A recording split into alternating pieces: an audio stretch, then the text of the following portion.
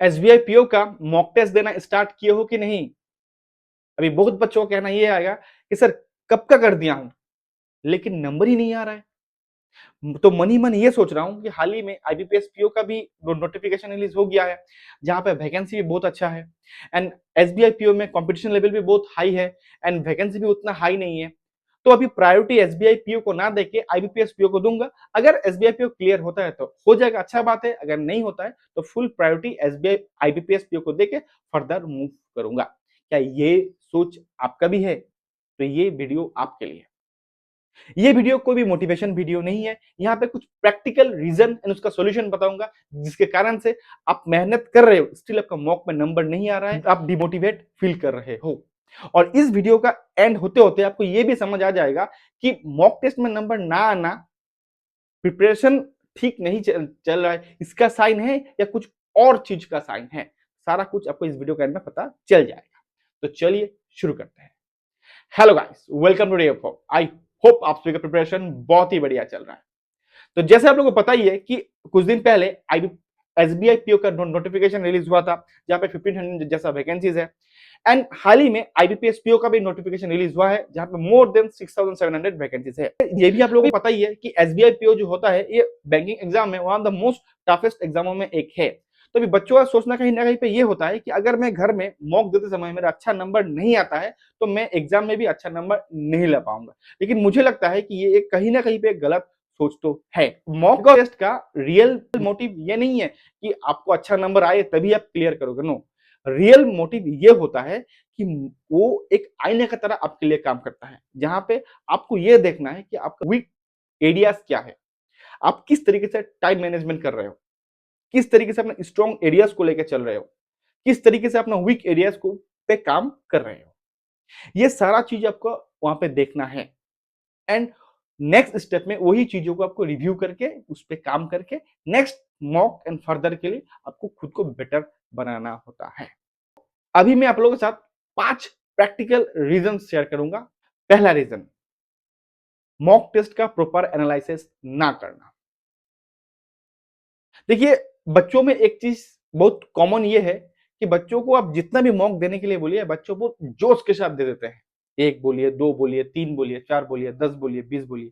लेकिन बच्चों को अगर आप बोलोगे ना कि जितना मॉक दीजिएगा उसको बेहतर तरीके से एनालिसिस भी करना है, तो ये उसके लिए बहुत ही टफ होता है। बिकॉज बच्चे लोग मॉक को एनालिसिस नहीं करना चाहते हैं, जो मेरे हिसाब से लगता है कि एक बहुत ज्यादा कॉमन रीजन है, जिसके कारण से आपको अपना गलतियों का पता नहीं चलता है एंड यही मिस्टेक आप घर पे भी करते हो एंड आप एग्जाम हॉल में भी करते हो एंड वो आपका माइंड में बैठ जाता है। अगर घर में मेरा नंबर नहीं आ रहा है तो एग्जाम हॉल में भी आपका नंबर नहीं आएगा।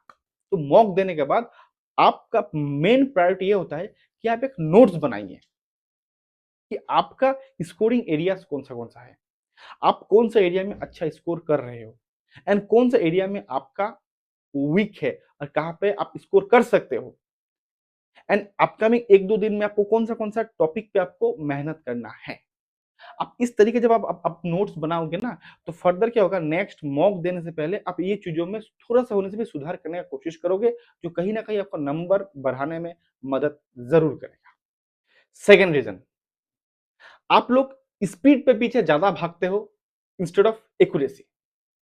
अभी जैसे आप लोगों को पता ही है कि एसबीआई पीओ हो या आईबीपीएस पीओ हो या आरआरबी पीओ हो, जब भी हम ऑफिसर लेवल कोई भी एग्जाम का तैयारी करते हैं, स्पेशली बैंकिंग के लिए, वहां पे क्या होता है, हमें फोकस मेनली करना होता है एक्यूरेसी में।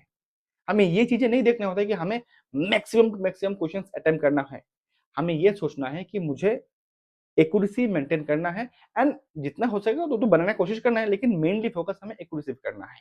तो मेरा यहाँ पे सिंपल सजेशन ये रहेगा कि जैसे एसबीआई पीओ के लिए अपकमिंग डेज में आप अप्लाई कर रहे हो या आईबीपीएस पीओ का भी मैं बात करूँ, दोनों ही केस का बात करूँ, तो वहां पे क्या होता है कि आपको मैक्सिमम क्वेश्चन अटेम्प्ट करने का जरूरत नहीं होता है। वहां पे भी आपको एक स्कोप होता है कि आप कुछ क्वेश्चन छोड़ सकते हो। तो अभी ये डिपेंड आप पे है कि आप उस चीजों को किस तरीके से डील करते हो एंड उसका यूटिलाइज आप किस तरीके से करते हो, जो आपके लिए बेहतर होगा एग्जाम क्लियर करने के लिए। तीसरा, आपको सब कुछ अटेम्प्ट करना है। क्या होता है कि जब हम प्री के लिए तैयारी करते हैं ना, तो बच्चे का सोचना क्या होता है कि प्री में हमें सब जानना होगा। प्री में हमें सब जानना है, मैक्सिमम क्वेश्चंस अटेम्प्ट करना है, वहाँ पे मुझे टॉप करना है। कहीं न कहीं मुझे जो लगता है कि ये कहीं न कहीं एक गलत सोच है। देखिए, आप प्री में टॉप कीजिए, मेंस में टॉप कीजिए या फाइनल रिजल्ट में टॉप कीजिए, मुझे लगता नहीं कि उसमें उतना कुछ बेनिफिट वैसा कुछ बेनिफिट होता है। अल्टीमेटली जॉब मैटर करता है, ठीक है? मिलेगा। अगर आप तो मेरा सिंपल सा थॉट ये है कि आपका माइंडसेट ये होना चाहिए कि मेरे को स्मार्ट स्ट्रेटजी फॉलो करना है और मुझे क्लियर करना है एग्ज़ाम। मुझे वो जस्ट वो जो बाउंड्रीज़ है, बाउंड्रीज़ पार करना है। फाइनल सिलेक्शन का हो, मेंस का हो या प्री का हो। इसमें ये जब थॉट आप रखोगे ना तो आपके लिए क्या हो जाएगा कि एक दायरा बन जाएगा कि मुझे को इतना क्वेश्चंस ना मेरे को करना है और इतना क्वेश्चंस मैं छोड़ सकता हूँ। अगर इतना क्वेश्चन छोड़ सकता हूँ इसमें मैं कौन-सा टॉपिक को हम इग्नोर कर सकते हैं, वो भी चीज़ें आपको आ जाएगा। इस तरीके से आप एक स्मार्ट स्ट्रेटजी के साथ आप जब चीज़ों को खेलोगे ना, आपके लिए चीज़ें डील करना बहुत आसान बन जाएगा। फोर्थ रीज़न आप कुछ क्वेश्चन्स को ईगो में ले लेते हो। देखिए, जब भी आप पीओ लेवल का एग्ज़ाम में जाते हो ना, स्पेशली अगर पीओ लेवल का नहीं बात करता हूँ, कोई भी कॉम्पिटिटिव एग्ज़ाम का आप अगर प्री जा रहे हो या मेंस जा रहे हो या इंटरव्यू के लिए जा रहे हो, तो कभी भी ईगो पे चीज़ें नहीं लेना है और यही चीज़ें मैक्सिमम बच्चे करते हैं, जिसके कारण से उनको खामियाज़ा भुगतना पड़ता है। क्या होता है कि मल्टीपल टाइम ऐसा होगा कि एक कोई पज़ल हो या अरिथमेटिक क्वेश्चन्स हो या नंबर सीरीज़ हो या सिम्प्लिफिकेशन, इसमें कभी-कभी ऐसा हो जाता है कि एकदम सिंपल क्वेश्चन आप उसको चुटकी में बिना पेन एंड पेपर के सॉल्व कर देते हो घर में, लेकिन एग्ज़ाम हॉल में वो नहीं बन रहा है आपसे। आप क्या करते हो, उसी क्वेश्चन में लगे हुए हो। 1 minute, 2 minute, 3 minute, 4 minute, 5 minute आप लगे हुए हो। आप ये सोचना भूल जाते हो कि मुझे दूसरा क्वेश्चन भी सॉल्व करना है जो मेरे से बन रहा है। जहाँ से यहाँ पे अगर मेरे को 1 या 2 नंबर मिल रहे हैं, वहाँ से मैं 10 8-10 नंबर ला सकता हूँ उसी समय में। चीज़ों को ईगो में ले लेते हो एंड वही चीज़ों को लेके बैठ जाते हो, जिसके कारण से आपका जो कीमती समय है, आप अननेसेसरीली वेस्ट करते हो। अगर ये चीज़ आपको मॉक में हो रहा है, तो इस पे काम कीजिए इसमें क्योंकि इसमें काम करना बहुत ही ज़्यादा ज़रूरी है। फिफ्थ एंड लास्ट दूसरों से कंपेयर करना। देखिए, मैं ये कभी भी देखिए, क्या होता है कि जब भी हम लोग कोई भी मॉक खरीदते हैं या मॉक देते हैं, हम लोग ऑलवेज़ फ्रेंड्स के साथ मिल के खरीदते हैं कि मान लीजिए कि कोई टेक्स्ट बुक ले रहा है, तो हमें पूछते हैं कि चलो तुम भी ले लो। कोई अगर मान लीजिए अड्डा का ले रहा है, तो हमें बोलते हैं चलो तुम भी ले लो। तो इस तरीके से जो भी लेते हैं हम लोग ग्रुप में लेने की कोशिश करते हैं और एक मॉक मारने के बाद हम एक-दूसरे को पूछते हैं, या तुम्हें इस मॉक मॉक नंबर 1 में कितना आया? मुझे इतना आया, तुम्हें कितना आया? तुमने कितना अटेम्प्ट किया? ये सब जब डिस्कशन करना एक बहुत ही इम्पोर्टेंट है। लेकिन डिस्कशन पे समय हमें ये चीज़ों पे ध्यान में रखना इम्पोर्टेंट होता है कि हमें खुद के ग्रोथ पे ज़्यादा ध्यान देना है, ना कि उसका नंबर कैसे बढ़ रहा है, उस पे ज़्यादा ध्यान दें। क्या होता है कि बच्चों का सोचना ये होता है कि मेरा नंबर कितना है, उससे ज़्यादा बच्चे लोग क्या करते हैं, उसका नंबर कैसे इतना इतना बढ़ सकता है? इस पे ध्यान देने लगते हैं कि उसका तो सिलेक्शन इस बार हो जाएगा, मेरा तो नहीं होगा। तो ये क्यों सोचना? आप ये सोचिए ना कि ना, मैं कल इस मॉक में 10 लाया हूँ, आज मैं 12 लाया हूँ, दैट मीन्स मैं इम्प्रूव कर रहा हूँ। अगर आप ये इम्प्रूवमेंट को देखोगे ना, तो कल आप 15 भी लाओगे। आप स्लोली-स्लोली आगे बढ़ोगे। क्योंकि देखिए आप जिसके साथ कंपेयर कर रहे हो, आपको नहीं पता है कि उनका प्रिपरेशन लेवल कैसा है, वो कब से तैयारी कर रहा है। तो वो चीज़ों की भी क्या आपको रेस्पेक्ट करना है। जो एक अगर बंदा 2 साल 3 साल से मेहनत कर रहा है और बहुत अच्छा प्रिपरेशन में है और डेफ़िनिटली वो आपसे अगर आपने एक जस्ट शुरू किए हो 4-5 महीना पहले, वो आपसे डेफ़िनिटली अच्छा स्कोर लाएगा। वो जेन्युइन रीज़न है स्कोर लाने का। तो उसको लेके आप खुद को कंपेयर नहीं कर सकते हो उसके साथ। उसमें क्या होगा, आपका मेंटल जो सैटिस्फैक्शन है वो नहीं आएगा। आप खुद को ऑलवेज़ डिमोटिवेट करोगे और मेहनत करते हुए भी आपका जो रिज़ल्ट है, वो आपको रिज़ल्ट आपके सामने नहीं दिखेगा। जो कहीं न कहीं एग्ज़ाम में आपका कॉन्फिडेंस लो करने में बहुत ज़्यादा कंट्रीब्यूट करेगा। देखिए, ये तो था रीज़न कि क्या प्रॉब्लम हो रहा है। अभी अगर मैं इसका सॉल्यूशंस बताऊँ सिंपल सा। फर्स्ट, जब भी आप मॉक को एनालाइसिस करो, एनालाइसिस के समय नोट्स ज़रूर कीजिए कि आपका गलती कहाँ पे हो रहा है, खामियाँ क्या है आप में। उस खामियों को आप किस तरीके से सुधार कर सकते हो, ये सारा चीज़ें आप एक डायरी में लिखिए और ये अपकमिंग 1-2 दिन में उस चीज़ों को फ़ॉलो करने की कोशिश कीजिए। मीन्स सिंपल भाषा में अगर बोलूँ, जो भी खामियों अगर आप में आपको दिख रहा है, उस खामियों को सुधारने का कोशिश कीजिए अपकमिंग 2 टू 3 डेज़ में या नेक्स्ट मॉक मारने का पहले-पहले। जिसमें क्या होगा कि आप नेक्स्ट मॉक से पहले खुद का थोड़ा-सा आप चेंज वर्ज़न आप नेक्स्ट मॉक में अपीयर करोगे, वो आपको बेनिफिट ज़रूर देगा। एक वीकली टारगेट बनाइए। मान लीजिए कि आपने 3-4 मॉक आपने दे दिया, आपका नंबर अच्छा नहीं आ रहा है, तो आप 1-2 दिन के लिए होल्ड हो जाइए। आप ये सोचिए कि अगर मैंने 3-4 या 5 मॉक मैंने दे दिया है, मेरे को नंबर सैटिस्फैक्टरी नहीं आ रहा है, मेरा मेहनत हुआ है, नहीं आ रहा है, तो नेक्स्ट वीक के एक टारगेट बनाइए कि ये जो 5 मॉक दिया हूँ या 3 मॉक दिया हूँ या 2 मॉक दिया हूँ, इस सब को मैं डिटेल्स एनालिसिस करूँगा one by one, section wise. Analysis करके प्रॉपर एक शेड्यूल बनाऊँगा कि ये जो नेक्स्ट वीक है मेरे को क्या करना है और कहाँ पे मेहनत करना है, कौन कहाँ से मैं इसको ज़्यादा ला सकता हूँ, कहाँ पे मैं छोड़ सकता हूँ और कौन-सा पार्ट में अगर थोड़ा और मेहनत कर दूँ मैं वहाँ से भी इसको ला सकता हूँ।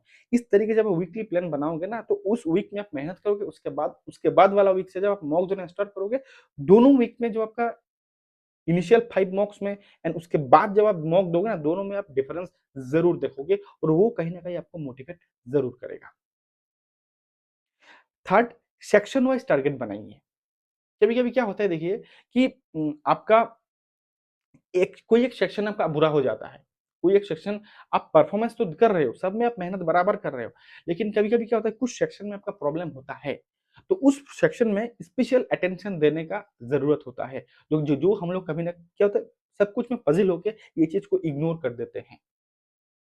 तो मेरा वहाँ पे सिंपल सा सजेशन ये रहेगा कि आप सेक्शन वाइज़ खुद को एनालाइसिस करें। आप ये देखिए कि कौन-सा सेक्शन में ओवरऑल अगर देखें आपका परफॉर्मेंस अच्छा हो रहा है, कहाँ में आपको मेहनत का और ज़्यादा ज़रूरत है। मान लीजिए कि आपका इंग्लिश बहुत अच्छा हो रहा है, बहुत अच्छा, आप पीओ लेवल में 25-26 ला रहे हो आउट ऑफ 30। तो उसपे आपको डेली 1.5 से 2 घंटे देने का ज़रूरत नहीं है। अगर आपको दिख रहा है कि आपका क्वांट में आपका नंबर कम है, तो आप इंग्लिश में थोड़ा टाइम घटा के 1 घंटा देके उस वहाँ से जो आप आधा घंटा 1 घंटा बचेगा उसको आप क्वांट में दीजिए। इस तरीके से क्या होगा आप एक बैलेंस स्टडी कर पाओगे और बैलेंस स्टडी से क्या होगा आपका नंबर भी ग्रो होने का चांसेस होगा। क्योंकि देखिए हर सेक्शन का एक ऑप्टिमम लेवल होता है, वहाँ से आप ज़्यादा नहीं जा सकते। अगर वहाँ से जाते भी हो तो उसमें एफर्ट जो लगेगा उस एफर्ट से आप दूसरे सेक्शन में ज़्यादा स्कोर ला सकते हो। बात समझे कि नहीं? तो ये होता है स्मार्ट स्ट्रैटेजी। देखिए, ये तो मैं आपको आप लोगों को सॉल्यूशन बताया हूँ, किस तरीके से चीज़ों को वन बाय वन करना है। देखिए, अगर मैं इस वीडियो का एक ओवरऑल कन्क्लूज़न निकालूँ, सिंपल सा भाषा में मेरे हिसाब से जो है, जो कन्क्लूज़न ये है कि देखिए, फर्स्ट अगर आप मॉक देना स्टार्ट किए हो, तो आपका नंबर कम आ सकता है। नंबर कम आना का साइन ये नहीं है कि आप कॉम्पिटिशन से बाहर हो या आप ये एग्ज़ाम क्लियर नहीं कर सकते, नो। कहीं न कहीं पे वो नंबर कमती आना ये इंडिकेट करता है कि आपको थोड़ा और मेहनत करने का ज़रूरत है। अगर मान लीजिए कि आपका प्रिपरेशन अच्छा है, स्टिल आपका नंबर कमती आ रहा है, तो कहीं न कहीं पे आपका जो स्ट्रेटजीज़ है, उसको चेंज करने का ज़रूरत तो है। ये चीज़ें आपको देखना है और ये चीज़ें कभी भी मत सोचिए कि हाँ, मेरा अभी शायद नंबर नहीं आ रहा है, शायद मैं एसबीआई पीओ के लिए बना ही नहीं हूँ, तो मैं एसबीआई पीओ को छोड़ता हूँ, आईबीपीएस पीएस में चला जाता हूँ, वही बेहतर रहेगा। नो, अगर ये थॉट होगा, ये थॉट होता है आप युद्ध से भाग जाना। क्योंकि एसबीआई पीओ, आईबीपीएस पीओ में डिफरेंस उतना अंतर नहीं है, चीज़ें सेम ही हैं, प्रिपरेशन लेवल भी सेम है। थोड़ा-सा अंतर है। उसमें थोड़ा-सा अगर माइंडसेट आप चेंज कर दोगे, आप एसबीआई पीओ इज़िली बन सकते हो। एसबीआई पीओ क्लियर करने वाले बच्चे एलियन नहीं होते, वो भी हम लोगों की तरह नॉर्मल बच्चे ही हैं। अगर वो लोग क्लियर कर सकते, तो आप लोग क्यों नहीं कर सकते हो? हाँ, प्रेफ़रेंस अगर आपका प्रायोरिटी एसबीआई पीओ नहीं है, दैट इज़ डिफरेंट। बट अगर आप एसबीआई पीओ बनना बनना है, लेकिन हाई कॉम्पिटिशन नहीं हो रहा है, ये सोच के अगर आप छोड़ दोगे ना, तो कॉम्पिटिटिव फील्ड में आप टिक नहीं पाओगे। तो मेरा लास्टली सजेशन ये रहेगा कि किसी को अगर कोई चीज़ अगर चाहिए, उसके लिए अगर अगर मेहनत करने के लिए आप राज़ी हो, कर भी रहे हो, लेकिन थोड़ा-सा गिरने की वजह से उसको छोड़ देना गलत सोच है।